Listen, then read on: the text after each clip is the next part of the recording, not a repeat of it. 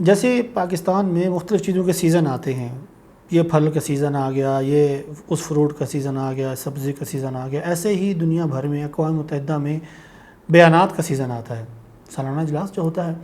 وہاں ہمارے وزیر اعظم جناب شہباز شریف صاحب موجود ہیں، اور اس وقت وہ پاکستان کو ریپرزینٹ کر رہے ہیں، وہ اس وقت پاکستان کی نمائندگی کر رہے ہیں۔ وزیر اعظم شہباز شریف وہاں نون لیگ کے قائد کی حیثیت سے نہیں ہیں، وزیر اعظم شہباز شریف وہاں اس وقت کسی سیاسی جماعت کے سربراہ کی حیثیت سے نہیں گئے، وزیر اعظم شہباز شریف اس وقت کسی مخصوص فکر کو لے کر وہاں نہیں گئے، بلکہ وہ میری اور آپ کی نمائندگی کرنے گئے ہیں،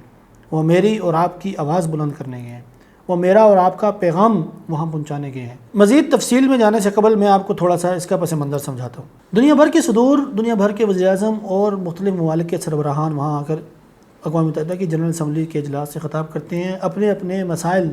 وہاں پیش کیے جاتے ہیں، اور ان مسائل پر سیر حاصل گفتگو ہوتی ہے، بڑی دلچسپ گفتگو ہوتی ہے۔ ہمارے سابقہ وزیر اعظم ذوالفقار بھٹو صاحب کی مشہور زمانہ تقریر ہے، جس میں انہوں نے وہ کاپی پھاڑ دی تھی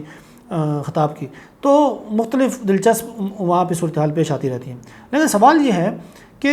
وہاں ایسا کرنا کیوں ضروری ہے؟ تو اس کا جواب ظاہری بات ہے، واضح ہے کہ ایک دوسرے سے مسائل ڈسکس کیے جاتے ہیں، شیئر کیے جاتے ہیں، اور پھر ان عالمی مسائل پر گفتگو کے لیے، دنیا کو پرامن بنانے کے لیے تمام ممالک کے سربراہان ایک نیا اور مشترکہ لائحہ عمل طے کر کے اٹھتے ہیں، تاکہ ہر ملک اپنی اپنی حدود کے اندر کام کرتے ہوئے اپنی اپنی عوام کے لیے کچھ فائدہ مند چیزیں لے کر جا سکیں۔ تو گزشتہ کچھ عرصے سے ایک روایت وہاں پہ سر پکڑ رہی ہے کہ جیسے ہی وزیر اعظم بھارت وہاں پہنچتے ہیں، خطاب کرتے ہیں، تو کشمیری نوجوان بھی وہاں جو کمیونٹی موجود ہے وہ احتجاج کرتی ہے، تاکہ دنیا کو دکھلا سکے کہ بھارت اس وقت کشمیری مسلمانوں پر پنجۂ جبر و استبداد گاڑے ہوئے ہے، اور ان کو ان کا حق خود ارادیت نہیں دیا جا رہا۔ وہ اپنی آواز بلند کرتے ہیں، دنیا کی طرف اپنی توجہ مبذول کروا کر اپنا تشخص اور اپنی روایت کو برقرار رکھنے کی کوشش کرتے ہیں۔ اس کے کاؤنٹر اٹیک کے طور پر بھارت کی جانب سے بھی ایک مظاہرے کا انعقاد کیا جاتا ہے، جو اینٹی پاکستان ہوتا ہے، اینٹی کشمیر ہوتا ہے، اینٹی ایون کے مسلمز ہوتا ہے، اس میں مختلف طرح کے احتجاجی مظاہرے ہوتے ہیں۔ گزشتہ کچھ عرصے سے جو پاکستان مخالف قوتیں ہیں، BLA کے دہشت گرد ہو گئے، PTM کے لوگ ہو گئے، اس طرح کے لوگ بھارت کو کرائے پہ مل جاتے تھے، بھارت ان کو فنڈنگ کرتا تھا، ان پہ انویسٹمنٹ کرتا تھا، اور پھر نتیجتاً وہ ان کے سپورٹرز وہاں موجود رہ کر اقوام متحدہ کی جنرل اسمبلی کے اجلاس کے موقع پر پاکستان کے خلاف احتجاج بلند کرتے تھے، چونکہ یہ سیاست ہے۔ بھارت کی جانب سے پاکستانیوں کے، کشمیریوں کے کاؤنٹر کے طور پہ یہ چیز کی جاتی تھی۔ اب اس کے اندر ایک نیا اضافہ دیکھنے کو ملا ہے کہ ایک مخصوص سیاسی جماعت کے کارکنان ان کو دستیاب ہیں، اور جو مفت کے دستیاب ہیں ان پہ بھارت کوئی خرچہ بھی نہیں کرتا، بس چونکہ ان کا لیڈر جیل میں بند ہے، اور اپنے کرتوتوں کی وجہ سے بند ہے، اپنی حرکتوں کی وجہ سے بند ہے۔ لیڈر چونکہ جیل میں بند ہے، لہٰذا ان کے لیے ریاست گئی، ان کے لیے فوج گئی، ان کے لیے ادارے گئے، ان کے لیے آئین، قانون، عدلیہ سب کچھ گیا، پارلیمنٹ سب کچھ گئی۔ کیوں؟ اس لیے کہ ان کا لیڈر بند ہے، لہٰذا انہوں نے پاکستان کی ہر کامیابی پر ماتم کرنا ہے، پاکستان کی ہر اچیومنٹ پر انہوں نے جوان بیوہ کی طرح بال کھول کر بین کرنا ہے، پاکستان کی ہر ترقی کے اوپر، پاکستان کے لیے ہر بڑے اہم موقع کے اوپر انہوں نے ماتم کرتے ہوئے نظر آنا ہے، انہوں نے سینہ کو بھی کرنی ہے۔ یہ مخصوص سیاسی جماعت کے لیڈران میں سے ایک لیڈر ہیں جناب شہباز گل صاحب، ان کی یہ ٹویٹ آپ ساتھ اسکرین پہ دیکھ سکتے ہیں۔ وہ وزیر اعظم پاکستان کے خطاب کے موقع پر باہر ہونے والے احتجاج کی طرح دنیا کی توجہ مبذول کرواتے ہیں، اور دنیا کو دکھلاتے ہیں کہ بھائی دیکھیے، یہ شہباز شریف صاحب یہ پاکستان کے وزیر اعظم نہیں ہے، یہ فلاں فلاں فلاں فلاں۔ دیکھیے، یہ تمام اعتراضات، یہ تمام باتیں، یہ تمام مسائل گھر کے اندر رہیں تو اچھے لگتے ہیں۔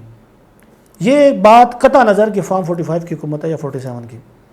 کیا پاکستان میں اس کے حل کے لیے ٹریبونل موجود نہیں ہے، ادارے موجود نہیں ہیں؟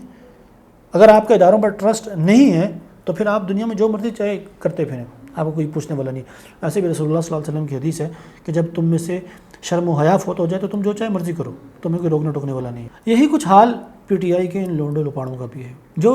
اپنی تمام تر باتیں ایک طرف رکھتے ہوئے، چونکہ لیڈر جیل میں ہے،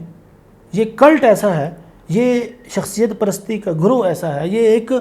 نشہ ایسا ہے، چسکا ایسا ہے، یا بلکہ ایک مرض ایسا ہے کہ اس میں کسی کو کچھ بھی نہیں سوچتا۔ میں حیران ہوں اس بات پہ، آپ کسی ریڑھی پہ کوئی چیزیں بیچنے والے آدمی سے گفتگو کر لیں جو PTI سے تعلق رکھتا ہے، یا PhD لیول کے کسی PTI سے دلچسپی اور محبت رکھنے والے بندے سے گفتگو کر کے دیکھ لیں، دونوں کے شعور کا لیول ایک جیسا ہوگا۔ اس پہ میں ہزاروں دلائل دے سکتا ہوں، لیکن بات لمبی ہو جائے گی. کہنے کا مطلب یہ ہے کہ ہمارے وزیر اعظم وہاں موجود ہیں. دیکھیے میں عمران خان صاحب کا نظریاتی مخالف ہوں. میں شروع سے عمران خان صاحب کی نظریاتی سرحدوں پر ان کی مخالفت کرتا تھا. میرے پاس ان کی مخالفت کرنے کے لیے ایک نظریہ موجود ہے, ایک ٹھوس میرے پاس ریزن موجود ہے, پلاٹ موجود ہے. اس کے باوجود جب اپنے دور اقتدار میں وہ اقوام متحدہ کی جنرل اسمبلی میں کھڑے ہو کر رسول اللہ صلی اللہ علیہ وسلم کی عزت و ناموس پہ بات کرتے ہیں, تو سعیدی کی فیس بک پوسٹ اس بات کی گواہ ہے کہ میں نے ان کی تحسین کی تھی, میں نے ان کے لیے تعریف کی تھی, میں نے ان کے لیے لکھا تھا. میری اتنی بڑی کمیونٹی نہیں ہے, کوئی 10-12-15 ہزار مجھے فیس بک پہ فالو کرتے ہیں میری آئی ڈی پہ. اس کے باوجود میں نے اپنے تئیں اپنے حصے کا کام ضرور کیا تھا اور ان کو خراج عقیدت پیش کیا تھا. جب عمران خان صاحب نے وہ رسول اللہ صلی اللہ علیہ وسلم کی بدترین گستاخی جب وہ کارٹونسٹ کر رہا تھا, اس مقابلے کو رکوانے کی عمران خان نے کوشش کی تھی, اس پر خراج عقیدت پیش کیا تھا. اس وقت میں بھول گیا تھا کہ میرا عمران خان سے کوئی نظریاتی اختلاف ہے. اس لیے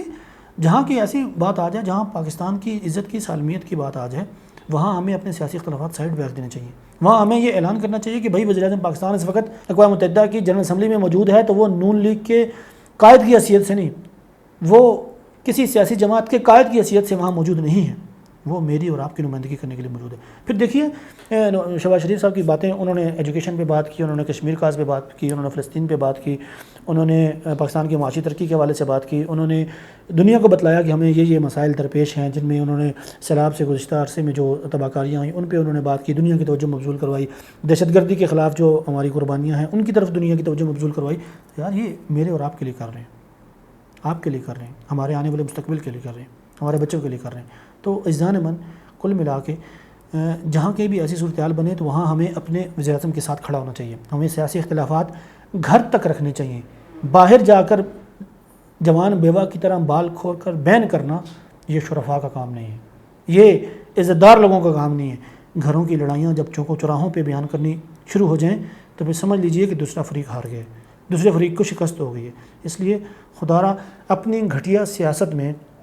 پاکستان کو رگیدنا بس کر دیں, پاکستان کو لتاڑنا بس کر دیں, اس لیے کہ پاکستان ہے تو ہم ہیں. پاکستان زندہ باد.